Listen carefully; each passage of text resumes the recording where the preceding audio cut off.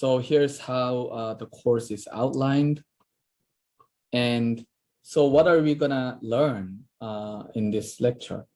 So, well, as the title says electromagnetism, right? So we're gonna learn about electricity and magnetism, right? But not only these, but their relationship too. So the course is gonna go this way. You're first gonna learn electricity, and then you learn magnetism, like as a separate topic. And then you learn how they are related, okay? So let me just give you a historic overview after addressing Yomiyu's answer. So how and why did you decide? Okay, well, this is a very interesting question. Where is Yomiyu? Oh, Yomi here. So is that the proper way to pronounce your name? Yomiyu is the proper way to pronounce? Yes, Professor. Yes, can you hear me? Oh, for some reason he just... I cannot hear you actually, Yomiyu.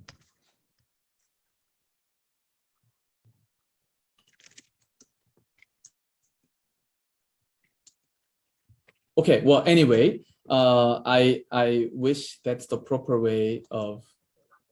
Yeah, seems like you have a connection issue. But anyway, I hope that's a proper way to pronounce your name. The question was, how and why did you decide to switch to electrical engineering from a physics background? Did I say I'm physics? I graduate from physics. Well, anyway, I graduate from physics department, and my minor was mathematics at that time. And the reason why I became electrical engineering professor is because the more I learn about physics and mathematics, I thought that the relationship between physics and math and the real world becomes weak. Okay, so that's the reason why I chose physics between mathematics and physics. Because mathematics, if you go above like a topology and higher order mathematical topics, it becomes very, very abstract. And that's why I switched to, I just decided to go physics. And then if you learn physics, then you start to learn about like high energy physics, string theory and all sorts of this. Then you also feel the same thing. It becomes more and more abstract. And then the relationship between the real world and physics becomes weaker. And that's why I switched to electrical engineering. But my research field is actually in between physics and electrical engineering. So like I'm kind of in the middle. So yeah, but that's the reason why I gradually move from basic science to engineering. Okay, so if there's no other question, let me just give you a very brief historical overview. So the ancient Greeks knew that there's some force, okay, that we don't know. So for instance, if you have an ember, in Korean it's hobak, it's a sort of a gemstone. And then if you rub it, it attracts light objects like feather, right? Like in this figure. And then they also knew that there is a strange stone, which is called lodestone. And these stones attract also very light object made of iron, okay? And at that time, the ancient Greek time, they cannot distinguish these two. They are just, attracting very light object, but they didn't know where these forces originate from. So nowadays, everyone knows that this one, the left one, is from electric force, electrostatic force, and the right one is from like magnetic force, right? But even though they knew that these are exist at that time, but they didn't know where these originate from. And then 1744, there's an interesting invention called Leyden jar. Leyden jar is it's just a capacitor, like 2 plates capacitor that can store electric charges. And then this one has been used in this famous kite experiment done by Benjamin Franklin. I'm not sure whether this is actually done or not, but anyway, based on the story, you have a kite connected to a Leyden jar, and then let this kite have a lightning so that you can store the electricity from lightning in the Leyden jar. So this is kind of first sort of electrical capacitor. And then in 1784, this famous guy Coulomb figured out this Coulomb's law, right? So from this point, things are very, very quantitative, right? So he knew that the electric force between 2 charged objects is proportional to 1 over the distance squared. Okay, and this, he just measured it very carefully and figured out these sort of things. And then later, Gauss figured out this Gauss law, right, in 1813. And then very interesting findings are done by Ampere. So this Ampere, I guess this is a French physicist, 1820, he figured out a electric current can create magnetic field. Okay, so this is kind of first hint how the electricity and magnetism are related, right? Electric currents create magnetic field. It's not an obvious thing, right? He figured this out. And then later, 1831, Michael Faraday, this is a US physicist, figured out that like the opposite. So now you change. So if you have 2 electromagnets, and then by changing the distance between A and B, you can induce electromotive force, right? You just changing magnetic field, create electricity. So that's how we figured this out. So by this point, people realize that electricity and magnetism are related. They're definitely related, right? But they didn't know how exactly they're related. And then this famous Maxwell mathematically formulate the relationship between electricity and magnetism. So, these laws are actually were there like before Maxwell, but he just made it into 4 nice systematic equations and just make it easier to understand the relationship between electricity and magnetism. So you can see here the change in magnetic field creates electric field, right? And here the same, change in electric field creates magnetic field. So that's kind of how this equation reads. And another big thing that he figured out is that light is actually an electromagnetic wave. That's another big discovery, right? So until this time, people didn't know that what light is. But here, this guy figured out that actually, this Maxwell's equations have a wave solution, and that is actually called light. Okay. And then later, Albert Einstein proposed the theory of special relativity. And how does this related with electromagnetism, right? That doesn't seem correlated. But what you can realize is that if you have two frames, two moving frames, okay, so there you have a one frame, and then the other frame, coordinate system x prime, y prime, z prime, and then this primed coordinate system moves with respect to the original system with a constant velocity v, and then you try to write physical relations or physical laws in this moving frame, and then Newtonian mechanics actually doesn't apply to Maxwell's equations.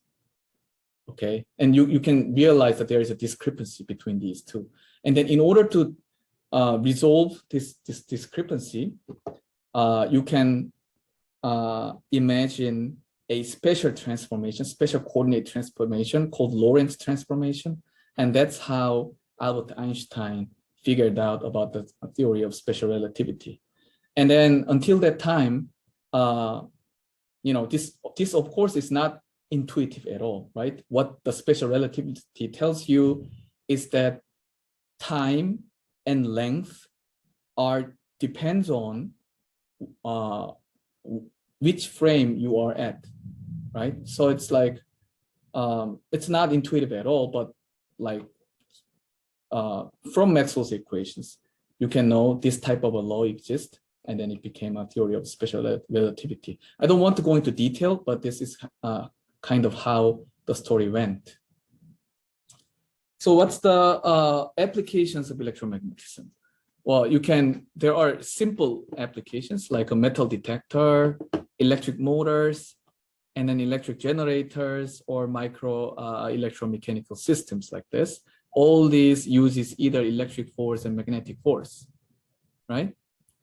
And then, as I said before, more important thing is electromagnetic wave, which we will learn at the very last stage of this lecture. So Maxwell figured out the electromagnetic wave is actually oscillating electromagnetic field. Okay, so electric field oscillates this way, magnetic field oscillates that way. That forms electromagnetic wave. And then depending on the wavelength of the electromagnetic wave, it has many different names. So when the wavelength is about size of the building, it's called radio wave. And when the wavelength is about like few hundred nanometers, it's called visible light. Okay, sometimes it's called waves, microwaves. Sometimes it's called light, depending on the wavelengths, but it's basically the same thing. Okay, so I'll just give you how the electromagnetic waves are useful in real world. But before then, I just brought this figure because I thought this is interesting. So you have I took this figure from NASA. And then the x-axis of this figure is the wavelength of the electromagnetic wave. So short wave to long wave. And then y-axis tells you how much this wave can penetrate through the Earth's atmosphere. Okay, so you can see we have only two windows. First window is in the optical regime, the visible light. And then second window is in the radio frequency. And this is actually why we have only two types of telescope. One is visible telescope. The other is radio wave telescope. And all the other wavelengths, if you put the telescope on the Earth's surface, then all the light coming from universe will be just absorbed before reaching to you, right? So only these two wavelengths are kind of reaches down to Earth's crust. Okay, so another thing is that another question. This is an open question, but another question is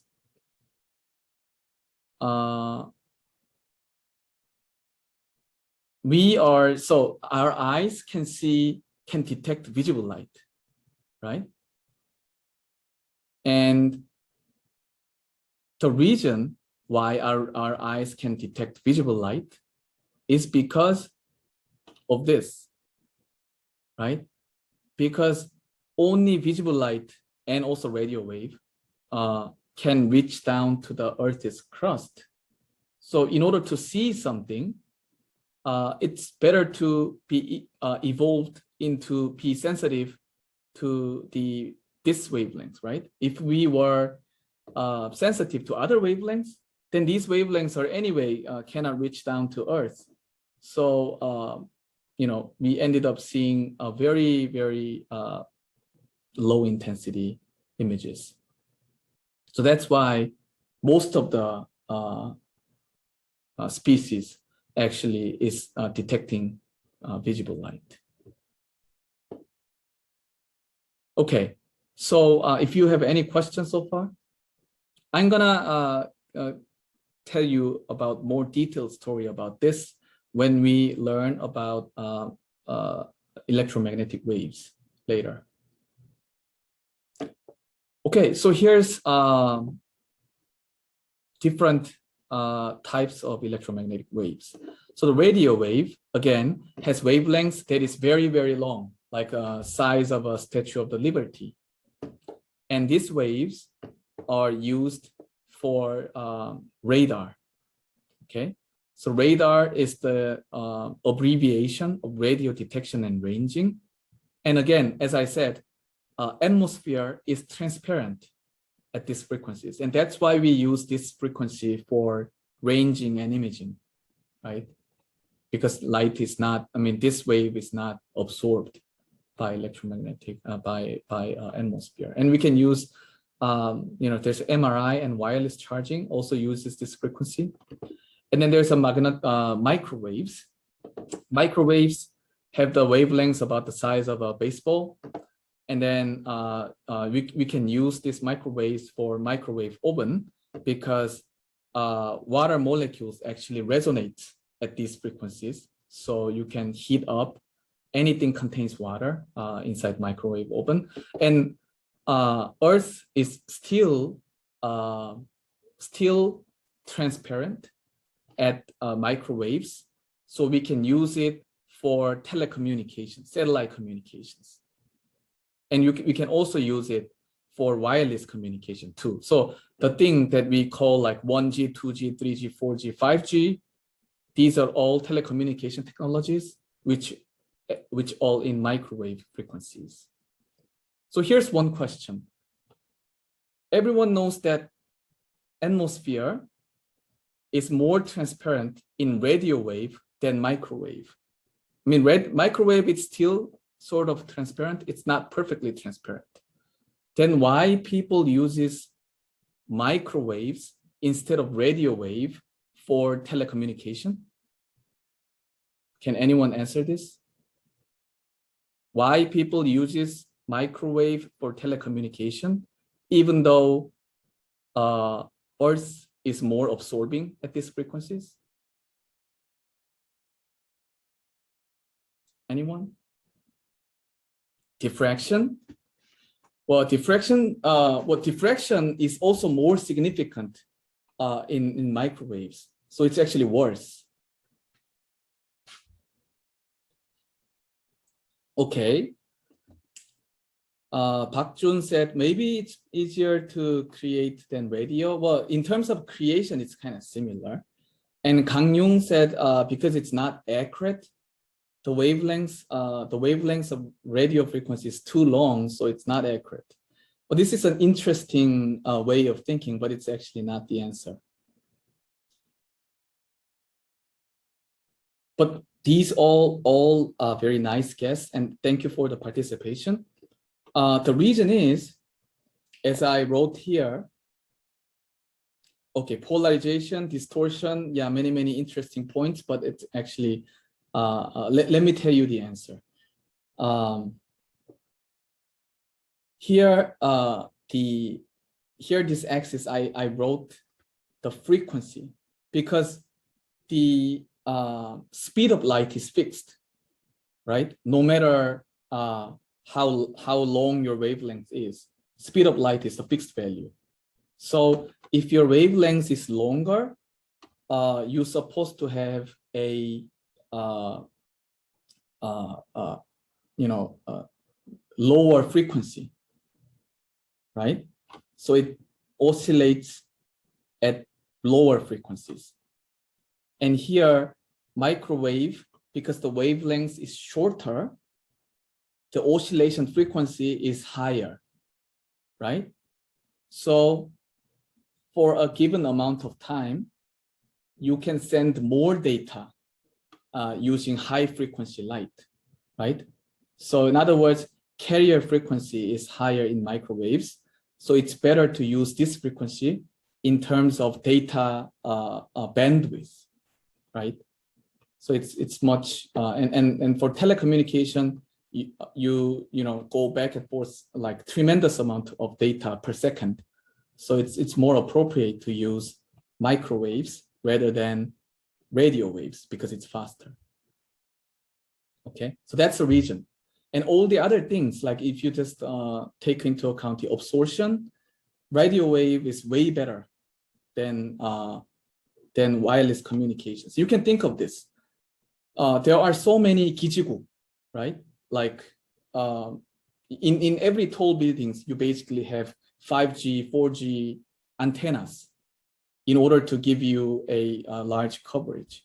But if you think about the FM radio, it only requires a one big antenna, very sparsely spaced, because it's better, they propagate much longer distance without dissipation, right? So in terms of, transmission, radio wave is way better, but in terms of speed, data bandwidth, microwave is better. And that's why we use microwaves. And then that's why it's more and more difficult to go to higher frequencies, right? So 4G uses microwaves, a very short wavelengths microwave, and 5G and 6G uses even shorter wavelengths. And you can imagine that as you go to the shorter wavelengths, absorption becomes more severe, right? So you need more 기지국, more antennas. And that's a problem actually you need to deal with. So 5G, people somehow, deal with it. 6G, 7G, you need to solve this problem. And infrared. Infrared has really short wavelengths, like wavelengths of a size of a human hair. And then most of the thermal emission is going from these frequencies. And another interesting point is that 1.5 micron wavelengths, optical communication. You know these optical fibers. All the optical communications, wired optical communications, uses this frequency, 1.55 micrometer. Can anyone guess why this is the case? Why people uses 1.55 micron for wired communication, optical fiber communication? Any guess? It's able to contain more information, yes. But the question is, that's a good point, but why not going to even shorter wavelengths, right? People can go to like, say, 1 micron, then it'll be better, right? 1.55 micron is longer than 1 micron. So if you go to shorter wavelengths, it'll be better. You can contain more information, but why not doing that? That's the question.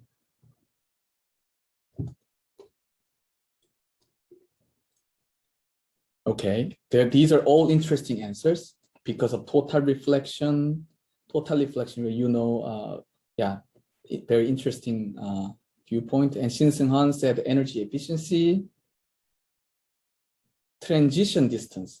Lee-Seung-woo, transition distance. I guess Lee-Seung-woo wanted to say transmission distance, right, rather than transition distance, right?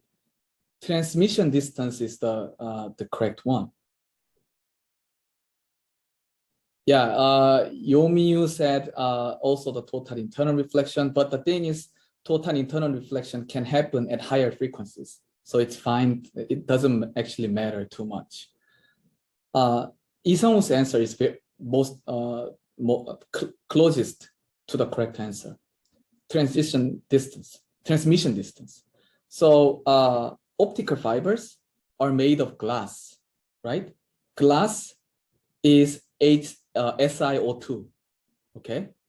And then if you check the absorption coefficient of SiO2, it has minimum specifically at 1.55 micron, okay? So if you send 1.55 micron light, the light can propagate longer distance without being decayed. So that's why we use 1.55 micron for telecommunications. Okay, just a region of the transmission efficiency. Yeah. So yes, I actually have more details to say, but probably I'll save it for when we revisit this slide in the actual lecture. So visible light, and the visible light here is of course very important because we are seeing visible light. And then visible light also is important for like 3D displays and LiDAR and everything. And also the solar cells, like energy applications. So here's another question. Why we use visible light to create solar cell? Why not other frequencies? That's the question. So we have solar panels, and solar panels absorbs visible light and then transform it to electricity, right?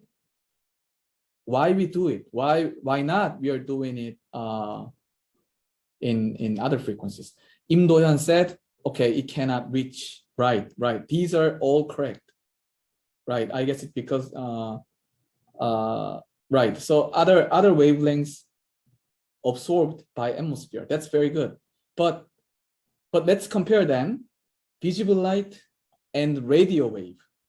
Okay, both are transparent. Right? Both are transparent. Then between these two, why you use visible light? Kang Yung said smaller wavelengths means more energy. This is an interesting answer, but actually this only applies when you compare the energy of photon. Okay, if you compare the energy of a single photon, then smaller wavelengths means more energy because you have a relationship h bar omega, right? The energy of light is h bar omega. So when omega is high, you have more energy, but that's for single photon. But we don't know how many photons at each frequency. So it's not complete. Transmittance is about the same, like visible light and the radio wave, they are about the same. So the reason is that I'm not sure, I can tell you the reason, but I'm not sure whether you have a background knowledge for this. So have you heard of black body radiation? How many of you heard of black body radiation? Okay, many of you actually heard of it. And then you know that sun, the temperature of a sun, what's the temperature of a sun, of sun? 3,000. It's actually 6,000. Right, 6,000. So the temperature of the sun is 6,000 Kelvin. And then 6,000 Kelvin black body emission. If you look at the black body emission, so this is energy, and this is a frequency. It always looks like this. Okay, and then if the object is 6,000 Kelvin, then the peak energy is actually visible light, visible frequency. Okay, So if, let's say, if our sun was, say, 2000 Kelvin, then the spectrum will look like this. Okay, and the peak frequency becomes infrared, or even longer wavelengths. But it happened to be that the temperature of the sun is 6000, so its energy peaks at visible light. So it's efficient to use visible light for energy conversion. And just for your information, the radio frequency, the energy containment, energy amount is extremely small. So there's no reason to use this frequency for solar energy conversion. Okay, so in short, if somebody asks you why we use visible light for energy conversion, solar energy conversion, there are two reasons. One is that because sun is 6000 Kelvin, so its energy peaks at visible frequency. And second, Earth's atmosphere is transparent at that frequency, so that you can absorb most of them on the surface, right? And then you can also think of ultraviolet, X-rays, and gamma rays. These things have wavelengths even shorter than the visible light. So in case of gamma rays, the wavelengths reaching down to size of a nucleus. So it's very, very, very short.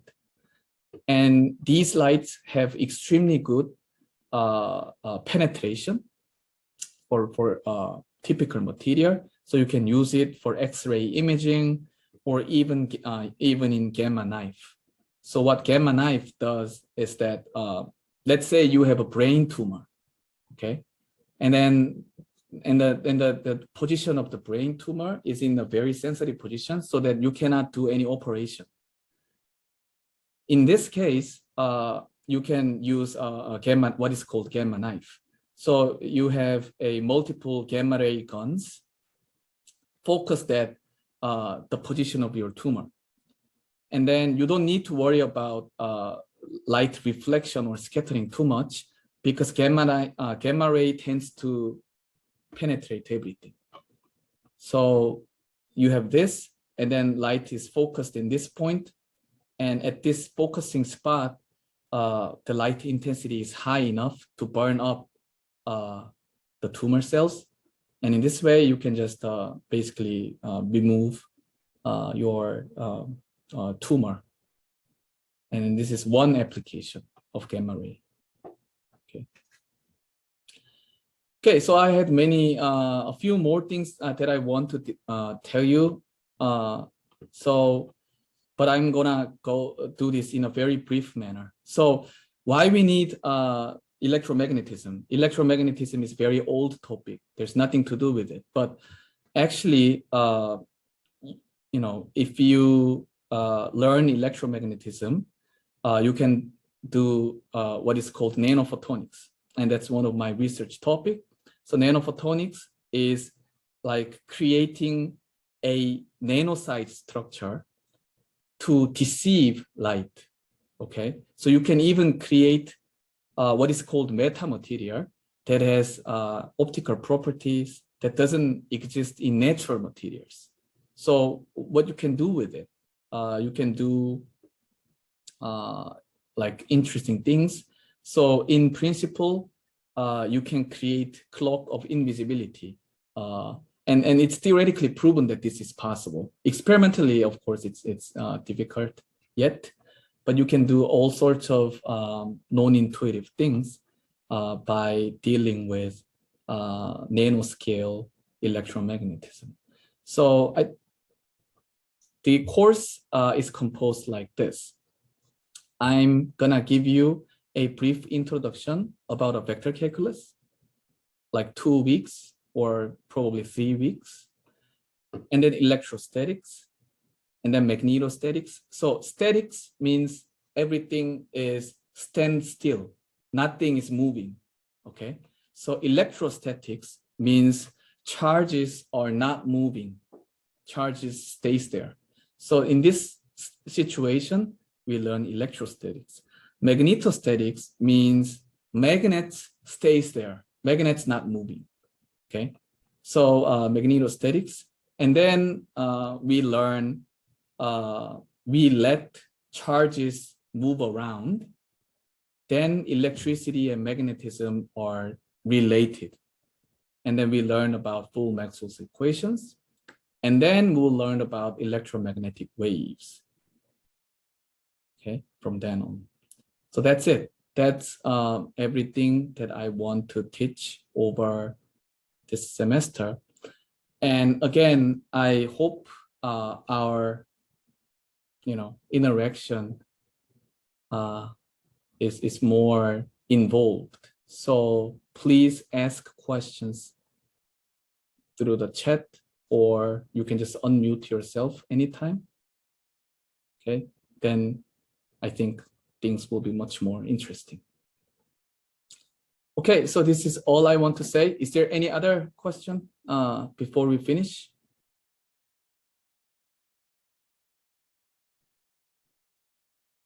Okay, if there's nothing, I'll stop here and I'll see everyone this Thursday.